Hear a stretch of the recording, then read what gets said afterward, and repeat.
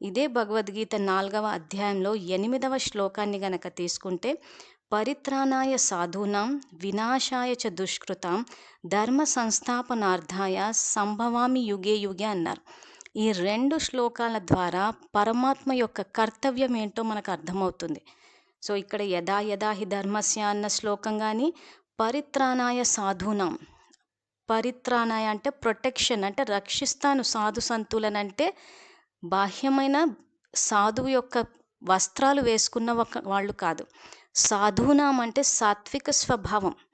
సాత్విక స్వభావం అంటే మన ఆత్మ అన్న మొదటి లెసన్లో తెలుసుకున్న ఆత్మ యొక్క స్వధర్మమైన శాంతి, ప్రేమ, పవిత్రత, జ్ఞానము, సుఖము, ఆనందము, శక్తి.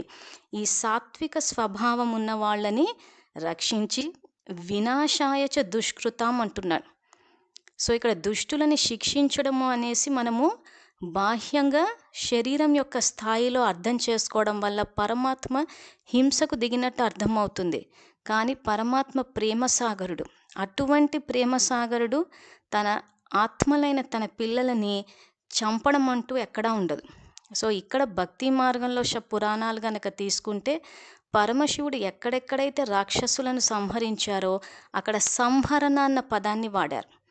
సో మనం చేసినప్పుడు హత్య అవుతోంది, పరమాత్మ చేసినప్పుడు సంహరణ ఎందుకు అవుతుందంటే, మనం స్థూలమైన స్థాయిలో చేస్తాము, దాన్ని ఎక్కడ లా పర్మిట్ చేయటం లేదు కాబట్టి అది హింస కింద, అది నేరం. అది ఇక్కడ పరమాత్మ చేసినప్పుడు సంహరణ అంటున్నారు. అంటే ఏంటి? కంటికి కనపడని ఏవైతే రాక్షస స్వభావాలు ఉన్నాయో వాటిని జ్ఞాన యోగాల ద్వారా తీసేస్తారు. సంహరించడం అంటే తీసేస్తారు. అందుకే పరమాత్మ విషయంలో సంహరణ అన్న పదాన్ని వాడారు.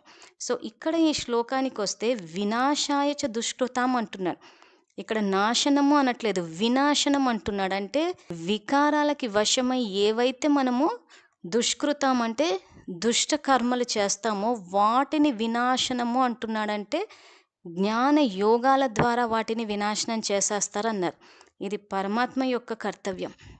సో అందుకే 2వ లైన్లో ధర్మ సంస్థాపనార్థాయ సంభవామి యుగే యుగే అన్నారు. సో ఆ ధర్మాన్ని స్థాపించడానికంటే ప్రస్తుతం ఆత్మ పరధర్మంలో ఉంది. పరధర్మము అంటే కామ, క్రోధ, లోభమోహ, అహంకారం అన్నది పరధర్మము.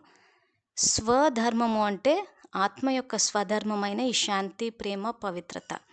సో ఇక్కడ మనం కూడా ధర్మాన్ని పాటించడం అంటే, నేను రోజంతా శాంతితోటి వ్యవహరిస్తే ధర్మ మార్గంలో నడిచినట్టు, నేను రోజంతా క్రోధంతో వ్యవహరిస్తే అంటే నా యొక్క స్వధర్మానికి విరుద్ధంగా గనక నేను ప్రవర్తిస్తే అధర్మ మార్గంలో ఉన్నట్టు.